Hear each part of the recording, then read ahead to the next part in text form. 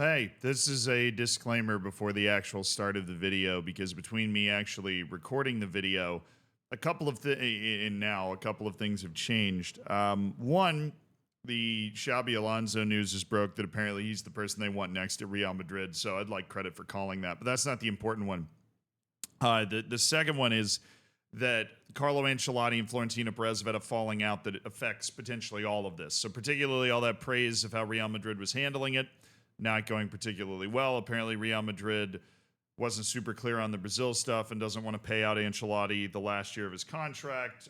So that has now gone from worthy of praise to messy, but the rest of this video still stands the same. So enjoy it.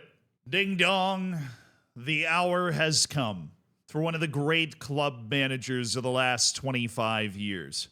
Carlo Ancelotti, in case you hadn't heard the news, and you probably could guess what the news is considering whatever the hell I decided to post for a title and a thumbnail, is on the way out at Real Madrid. Now, I will say he is on the way out in the most respectful way possible. This is not so much a firing as an acknowledgement that an era is ending and that a new direction is perhaps needed. And I believe personally that new direction will be under Xabi Alonso, the manager that led Bayer Leverkusen to an unbeaten season into very likely a second place finish in the Bundesliga again this year. A guy, of course, that used to play at Real Madrid and a guy who miraculously turned down a lot of big job offers to stay at Leverkusen. Not that they're not a big club in their own right, but they're not Real Madrid or even Liverpool level, right?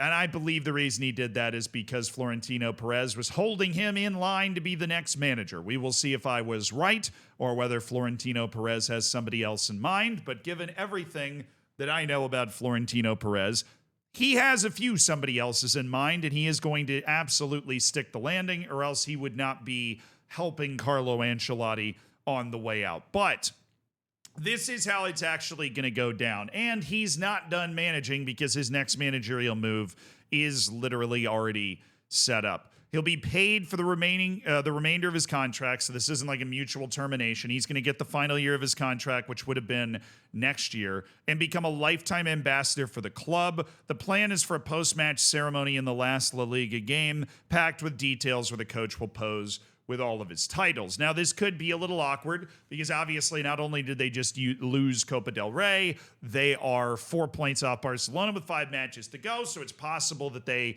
lose the title on the final day, right? That's in the realm of possibility. Of course, it is also within the realm of possibility.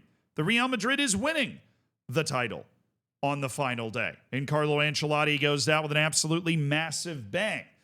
But if that is what happens, there will be one group of people that are very sad because the second time of asking, Carlo Ancelotti has reached an agreement with the Brazilian national team. And this is amazing to me. And I think it's a testament to the type of guy that we are losing as a club manager in the world of football. Carlo Ancelotti, to me, is a one-of-one manager. Right, there's this very old concept referred to like somebody, I'm a history major, obviously, a lot in Rome. That's where the phrase comes from. It's used a little bit now, gravitas, right? Basically your weight, your ability, not like my 600-pound life sort of shit, but your impact in any environment, your gravitas, your importance is a simplified word, but gravitas, it has more gravity to it.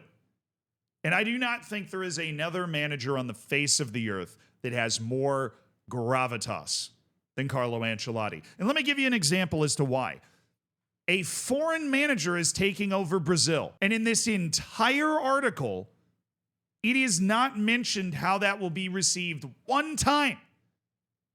I have not seen or heard that discussion looking things up before I made this video. He's Italian. He's managing Brazil. This is fucking Brazil. This is the beautiful game. This is Jogo Bonito. Okay, this is like where the game was reinvented. And you're telling me you're bringing a guy in from outside to be the... He has so much gravitas that nobody gives a shit. I don't care. Right? That is the answer you'd expect from an American. I come from a country where basically everybody comes from somewhere else anyways, right? And that is somebody's always very keen to point out, so I don't understand, if you're really from a place that you gotta, I'm from Florida, right? It's right if you alligators survive and get out, right? So you're right, do I have the same understanding? No, not really. I'm always for the mercenary mentality, and I'm happy Mauricio Pochettino is coaching the U.S. national team. Hopefully, he'll eventually find a way to beat fucking Panama, but that's not what this video is about. This video is about Carlo Ancelotti and what the game is losing on the club side, because he is of an age, right? He's not as old as you probably think he is. He's 65, right? But he's been a silver fox for a while. That can be deceiving at times. But he's of an age where I doubt after 1 or 2 World Cup cycles, he's going to head back to the club game. You never know. Maybe he turns into Roy Hodgson and he pops up at Burnley. But this is likely the last 5 games that you're going to get from Carlo Ancelotti as a club manager. And he is, as much as Jose Mourinho is referred to as the special one of the special ones. A manager that's managed a who's who of the best players over the last 25 years. A manager that not only manages to manage the best players, but command their respect. Not just because of the gravitas, but because of a demeanor that isn't even calm. It's like intentionally dull, is the way that I would word it. It's one thing to be calm, but this guy could score a goal to win the World Cup for Brazil and barely move an eyebrow. I mean, that's the type of guy that's the type of guy he is. Clearly the type of guy he's always been. To borrow a phrase from a great sports commentator in the United States, he's as cool as the other side of the pillow. There is nobody cooler than Carlo Ancelotti. He is at no point anywhere else than exactly where he wants to be. Even when he's losing, he gives this air of confidence. And that's all part of the game. I think Carlo Ancelotti also exemplifies what makes a manager great in a non-obvious way. There are a lot of managers that you can look at and you can identify pretty quickly what makes them a great manager. Pep Guardiola makes it obvious. You stick a camera in his face, he'll talk to you for 5 hours about positional play, the beauty of the game. He teaches some of the best players in the world concepts they've never even understood before. He's the Albert Einstein of football. He's a mad scientist. He's a genius. Okay, but it's obvious.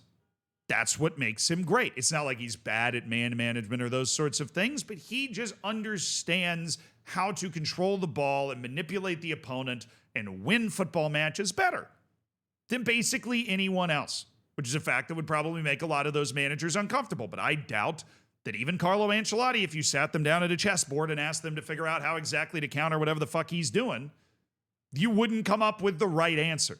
Or an obvious answer, and there'd be an overload somewhere, and Pep Guardiola would yell checkmate and then shave his head again. I don't know what he does in his free time.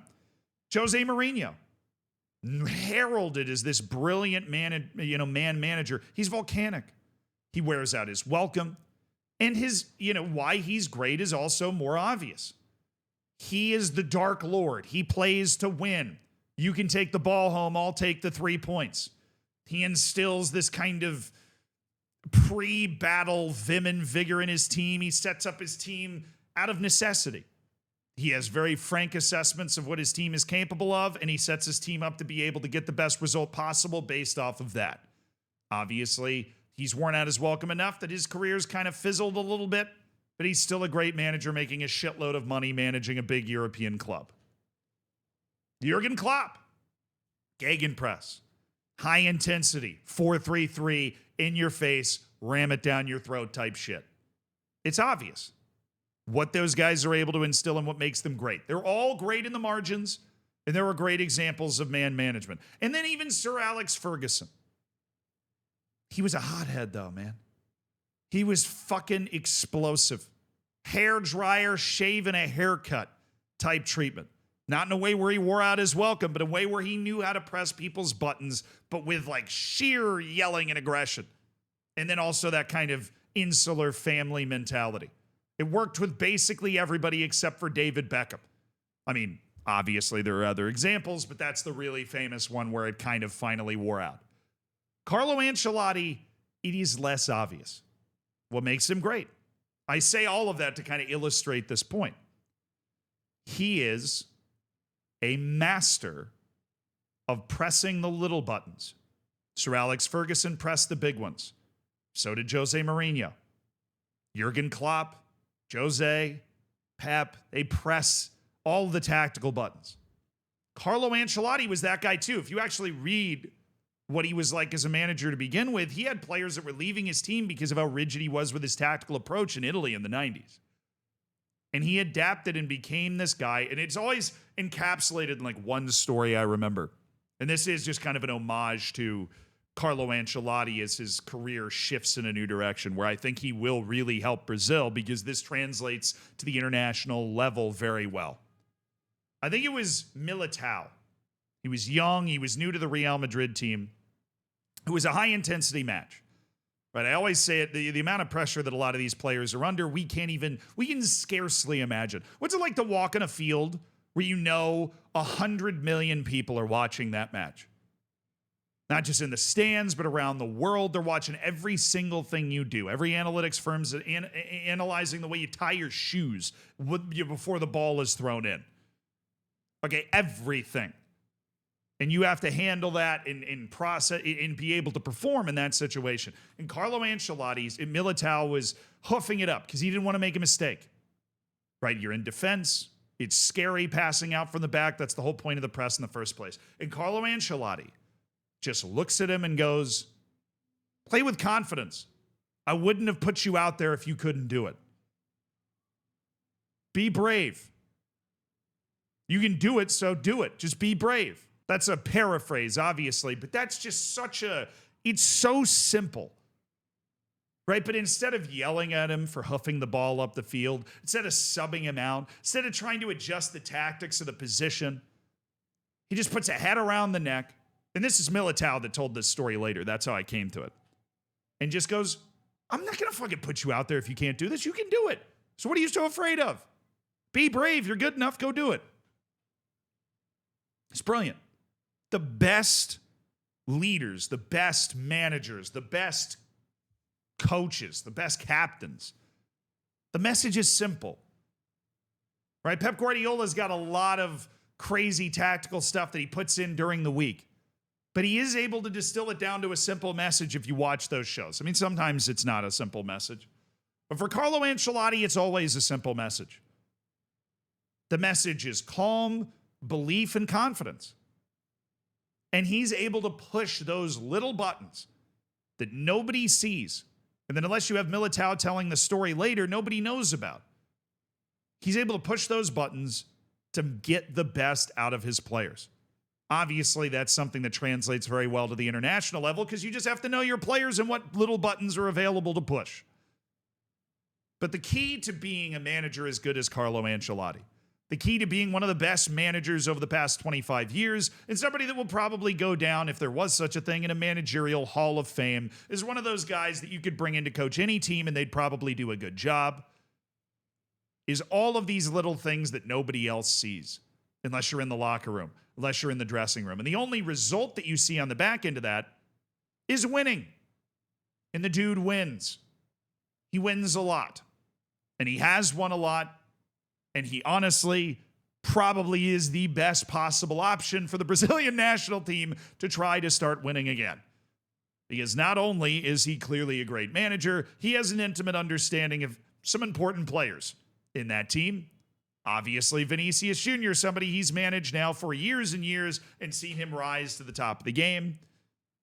4 years, to be exact. He can now try and instill that same sort of thing in the Brazilian national team. But make no mistake, just because he's quieter, it's not as obvious why he's so good.